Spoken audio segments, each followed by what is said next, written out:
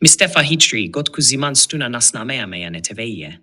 Sekretere giştî Partiya Demokrat a Kurdistana Îranê PDK, Mistefa Hicrî bi boneya bistûyeke sîbatê roja Zimanê dike ya cîhanê peyamek weşand.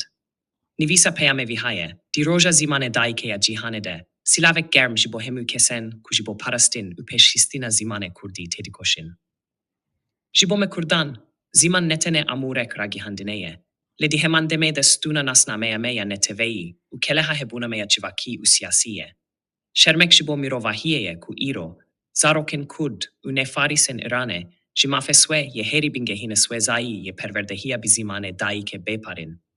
Ev siyasetek sistematik e ji bo jêbîrîna nasnameya neteweyî û hilveşandina çandin çûda û divê civaka nav neteweyî li hember ve siyasetê bedeng nemîne.